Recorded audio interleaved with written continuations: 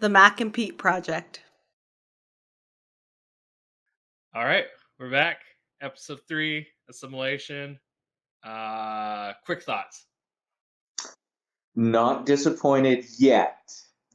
Still positive, but some trepidation more than other episodes in this one. But how about you? There's good story stuff in this one, which I'll get into a little bit later. But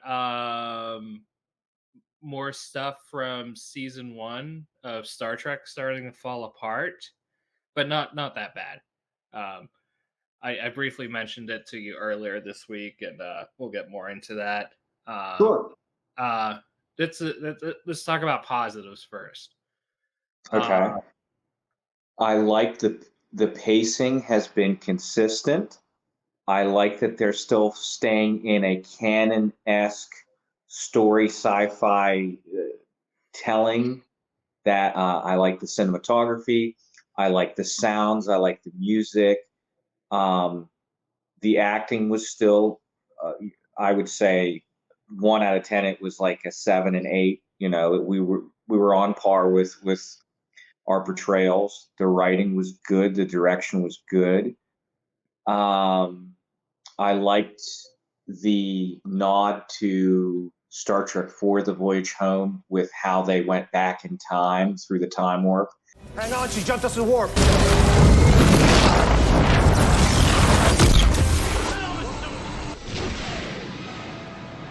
Está loco! Warp 8! And now there wasn't heads coming out of water and whales moaning, but you got that same sense when you did it. The slingshot around the sun was a great scene. So I would say, of course, the transporter accident, that was a good little nod too.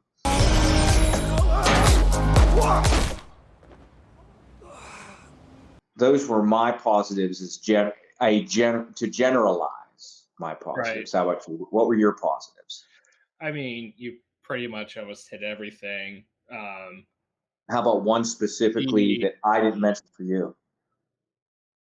What I want to say is we've had a lot of dialogue in this episode between characters conversing and actually building character, which is surprising for this show.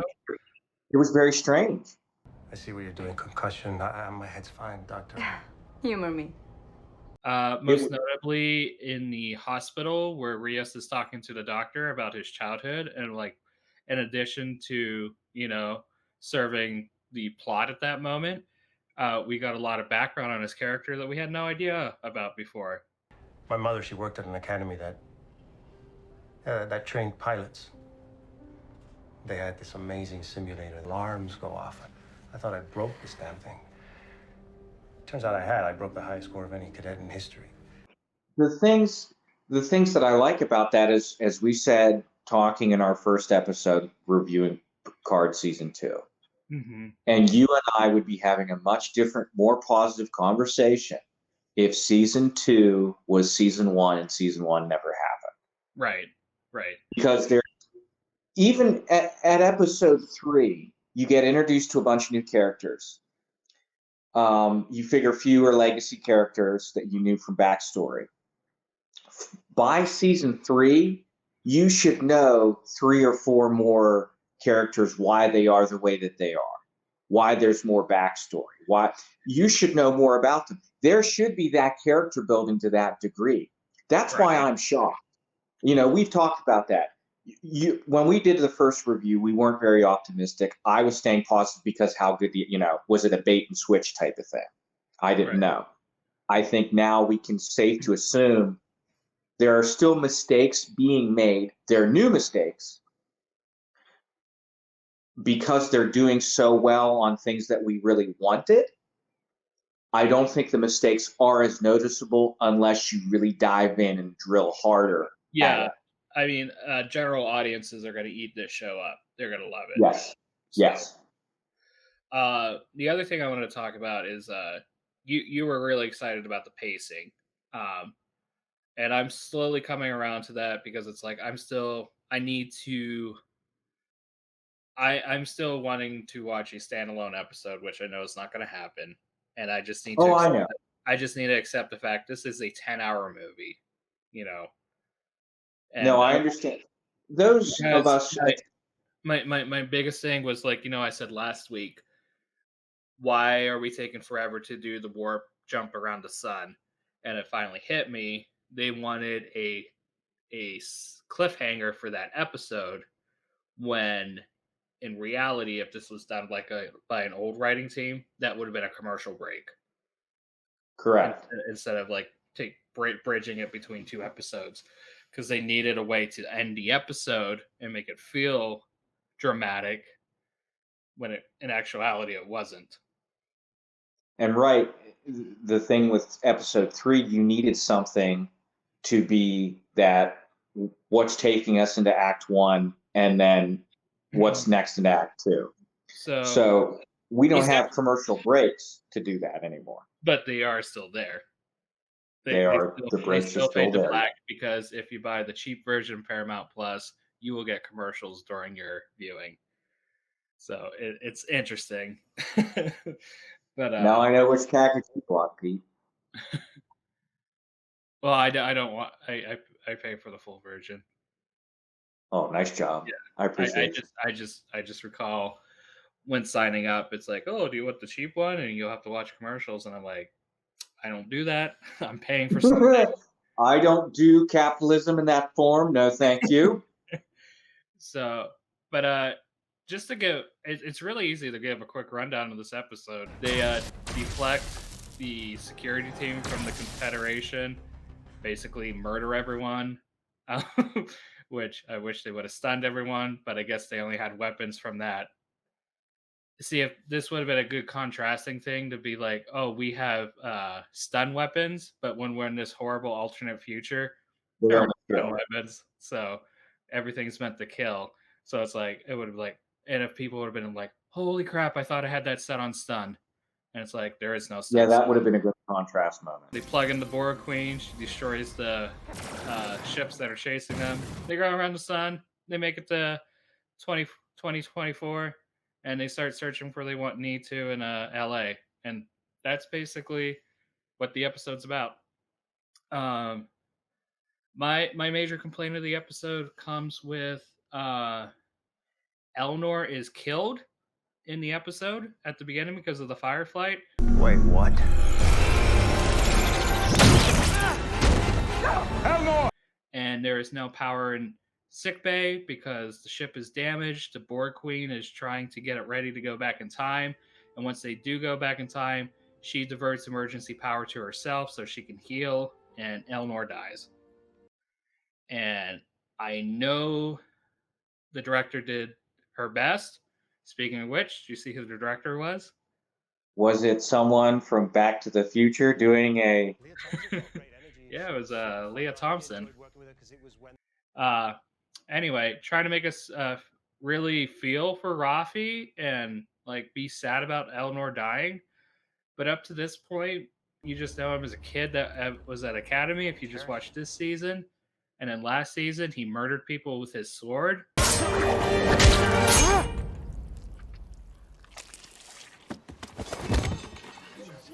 So I was having a really hard time feeling bad for this character leaving us. And then Rafi just having an emotional breakdown was very... That was my hardest part about this episode. My hardest part about this episode is that you have who is a commanding officer of a Starfleet vessel so easily succumbing to her emotional state. Rafi, I know what you are feeling. I promise you don't. Because what I'm feeling right now is intense shock. She decides she's just going to get off the ship and go start the mission, even though she's all hot-headed. And Picard's like, hey, we need to wait down and see what we can get information out of the Borg Queen. She's like, nope, I'm going to go do my own thing. And it's like, you just told an admiral you're going to disobey his orders. And it's like, this is when Rios should have stepped in and be like, these are the Admiral's orders. You need to check yourself, or you can spend the rest of the stay in the brig, you know? Yeah. This is the problem with this type of storytelling. Okay, one. Two, that we are not in Starfleet right now. We went from Starfleet to the Confederation. First season, we were like, everything's dirty and it's not on a Starfleet ship and we're shooting around. So the discipline that was there in Starfleet isn't necessarily there, or it wasn't there, then it was, now it's not there again. Right. So even when you look at the last time travel episode to the Star Trek 4, they were all in civilian clothes. But they were on a Klingon ship. But the command structure was still there. Right. When Captain Kirk lost his son, Star Trek 3, did he go ballistic and they had to sedate him? No, he had his moment. He fell off of his chair. What did he do? He came back he turned, you quoted all the time, you turned death into a fighting chance. Humans in the 24th century do not succumb to that type of emotional breakdown at all. Look at the kid, Next Generation. They're trained to grieve later, like as a correct officer would be. Because the other thing is, look at do you remember the episode in Next Generation where the kid lost his mother, who was the security officer under Worf? The way that he was grieving was how humans grieve in the 24th century, where it was that is a part of life. It is a terrible thing to happen. That's how can I remember them better? So I think even a better analogy would be when that new woman is in engineering for the when they first meet the Borg, and she's like all perky and happy and it's like awkward and spills her coffee on the captain. Okay. And then later in the episode, she's like, "Oh, these people just died. How are we going to do this?" And Geordi's like, "Hey, we need to focus on this right now, or more people are going to die. We can grieve later. We got to get out of this situation." Yeah, so, I didn't want to make it seem like we don't grieve anymore. Exactly. But we have an evolved sense of how to grieve. Yeah, I don't think it's necessarily evolved. I think it's just like it comes down to like training, like for the position, because I'm sure like civilian. Yeah. Well, that's why I was using the civilian, the kid, as the example. Yeah. No, I get that. That's the comparison between the two. Even the kid acted better than Ralphie did, the adult who is trained in Starfleet. And the other thing is, because in season 1 we saw that she was estranged from her son. We saw that her son married a Romulan. So maybe we'll find out more, maybe we won't. But the problem is you can't. I think, that's what the writers are probably doing, trying to use Eleanor as a replacement for the son, but they haven't mentioned it yet or done a good job of making that connection, unless, we're analyzing it like this. Correct. And here's the thing, if you're just watching it from season 2, or if you're just a casual watcher, I don't understand. A kid under her command died? That's not great, but we're going to go off half-cocked. It's not the first time it's happened, and it's not going to be the last. And it's just like, Rafi's literally my least favorite character. I don't really care much.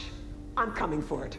Her and the Doctor, those two are probably my least favorite characters. I actually really like Jurati. I can't stand her. Yeah. I can't tell if it's because of her cavalier attitude. She's in the department of the Neelix and the Keth, and Kes and Mai. I didn't really get behind those characters in Voyager.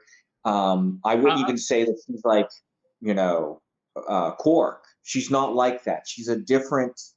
There's something about her I just can't get behind. I like her because it's like showing, because we've seen civilian scientists before acting on starships, but Yes. she's more into the mix. She's more of a social introvert trying to survive in an extrovert environment. And Yeah, maybe I just like I don't know, I find it adorable when she calls Picard Mister. I don't know, I think it's cute. Agnes, I'll be fine, mister. you know what you think it is. It might be because you're drawing a comparison to her and Barclay. Yeah, yeah, Because Barclay was one of your favorite characters in TNG. yeah. No, I'm not gonna. I like the idea of her as a character. The writers have done her a severe injustice. So And I have my own headcanon and fan fiction making Girardi better than what she actually is.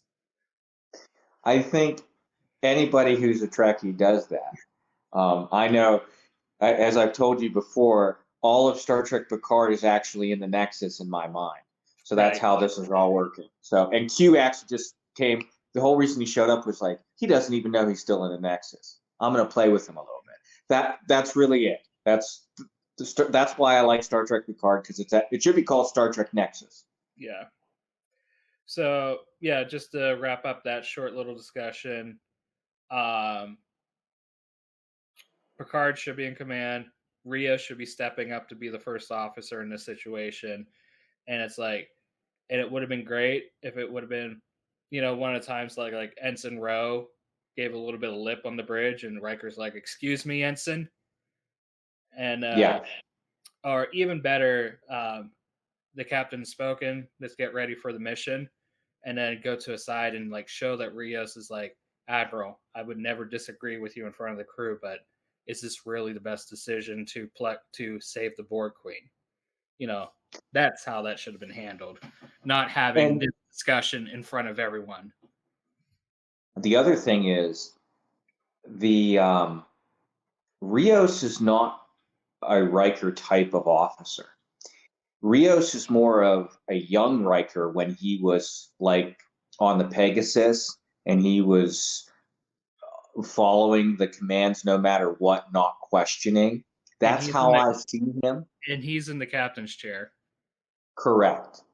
And that's really bothersome to me. Like he has no real captaincy whatsoever. He's not a Christopher Pike. He's not a Jim Kirk. He's not a Ben Sisko. He doesn't have that the self drive. He can break the Prime Directive if he needed to for an actual reason. Not just to drive the story because this is Star Trek Voyager. Anyway, I got one little jab. So essentially, they all decide to go into Los Angeles looking for alien technology because they're like, that's how we're gonna find the Watcher.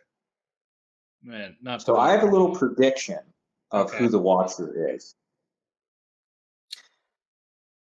Do you remember the episode in the original series when they went back in time and they met someone and he had a cat named Isis and Terry Garr was the secretary?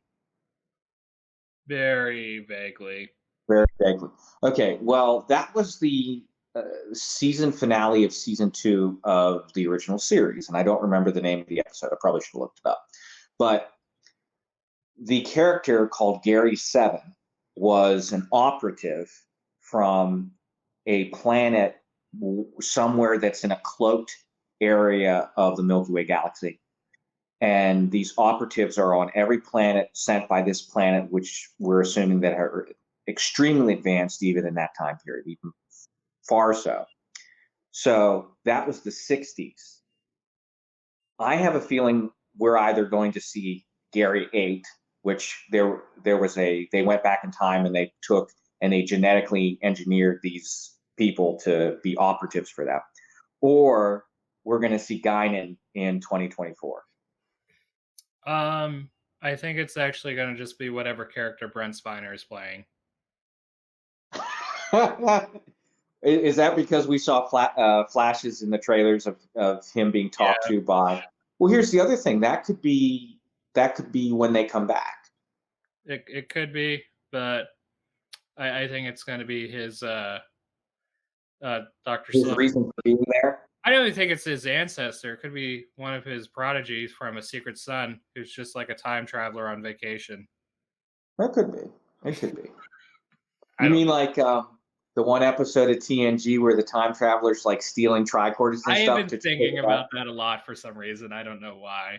And I don't know. It's like I really like Picard in that episode because Patrick Stewart's like not falling for it at all. He's like, because the time traveler's like, why? There's not a historian that doesn't know the bridge of 1701-D. Oh, the layout of your reading room? We always thought this painting was over here, not over there. And he's like, why would historians care about the layout of my reading room? Something's not right here. And then we go to Star Trek Picard. It's like, oh, there's an emotional woman under my command. I'm going to let her do what he wants. It's like, who are these characters? They're two different characters. Yep. And you could argue that because he's aged, he's softened. But here's the thing. How old is he supposed to be? Picard's supposed to be in TNG? In his 60s? Yeah, he's like 100 now. So he's okay. So you're telling me, and here's the thing. I know plenty of 70-year-old guys. All right. And they were the same when I first met them that they are today.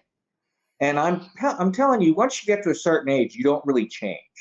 The core of who you are, that's the way it is. So what do you say, 35, 40? You've pretty much, you're not changing. You know, the old saying, an old dog, new tricks. That ain't happening. Something drastic happens, like the destruction of Romulus. Maybe. So, you know what? I would never have made Picard an admiral. I think it would have been better if he would have been left ambassador. Left Starfleet and was part of the Federation Diplomatic Corps and was like the lead of that. So for me, there's two things going on. Remember Kirk's advice. Let me tell you something. Don't let them promote you. Don't let them transfer you. Don't let them do anything that takes you off the bridge of that ship, because while you're there, you can make a difference. There's that ringing in my head. Then there's, of course, what happened in Star Trek Nemesis, where everybody dies and everybody's going off, and he's literally by himself on the Enterprise. And then we have the actual ending of TNG, where he's sitting around the table and they fly off into the sunset. You know, they're playing cards. So to me, there's so many different. They're trying to make Picard something he's not. Picard is an explorer. There is no way that he'd want to go back to the chateau and make wine. I don't think that would make him happy. Well, that's because their whole justification in season 1 was like just with the destruction of Romulus, the abandonment of the what do you want to call it? Evacuation fleet, just left him so bitter he left Starfleet because of that. See, for me, I think if you said, Mac, please write for me season 1 of Picard in what we want, not what Mac would want. And I would say, one, if you read the novelization prior to leading up to Star Trek 2009, when they destroyed Romulus, Data was in command of the Enterprise. So to me, I don't know where they came up with that, but I would show like him being the captain of the Stargazer, and now the Stargazer does like archaeological missions somewhere. That would be something that would fit into what he does. But yeah, there's a lot of things you could have done. That's right. There's plenty of things. I know we were watching Red Letter. What was that? When we were watching Red Letter Media, and he was talking about Geordi and his kids with Leah Braun. Yeah. You know that. I mean, there's so many different things that this crazy fans come up with.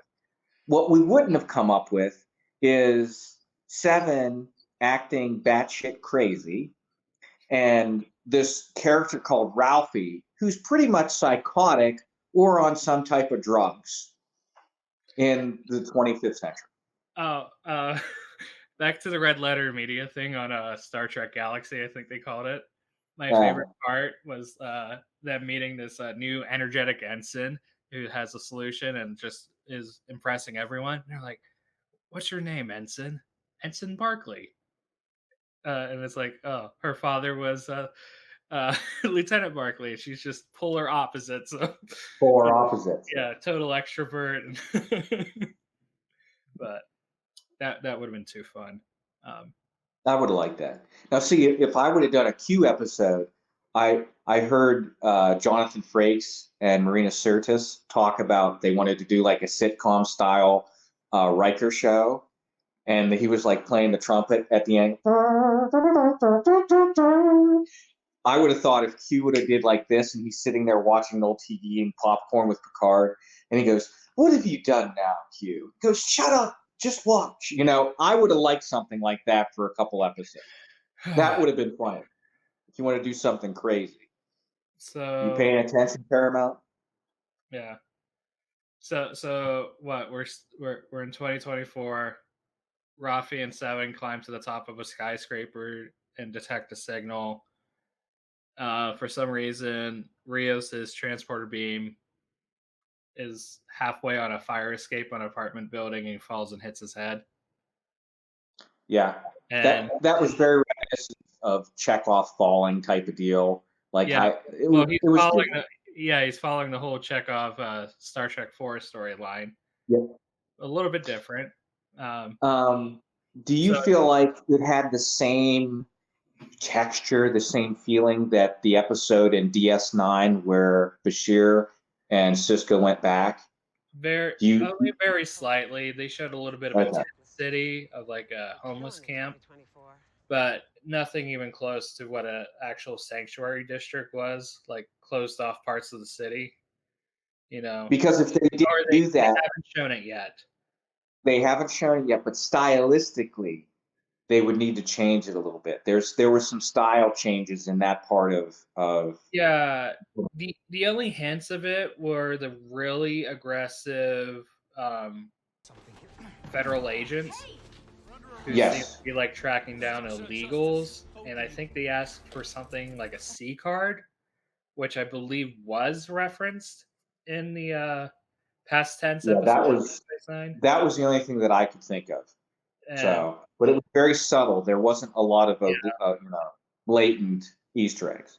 It was because it's like the B-roll of Los Angeles that they showed made it look very bright and happy, and like we were filming like, I don't know, an episode of Beverly Hills 90210. I don't know, some kind of shit. And it's funny because I've been playing a lot of Grand Theft Auto 5, which takes place in Los Santos, which is based on Los Angeles. So it's like every shot they were showing, I'm like, oh, I've been there in the game.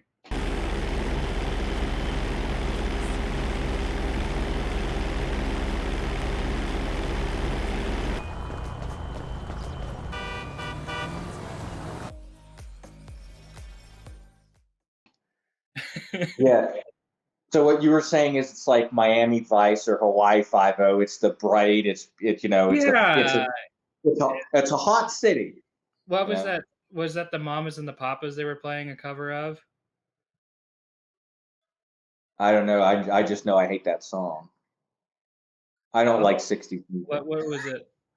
All the leaves are brown. Yes, the Mamas. And the skies are gray.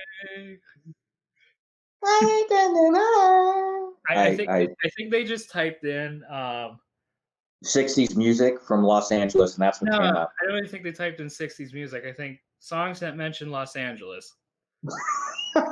And you're right. That's the first time in that song that I've ever heard the actual words Los Angeles, because I can't ever understand what the Mamas and the Papas are ever saying.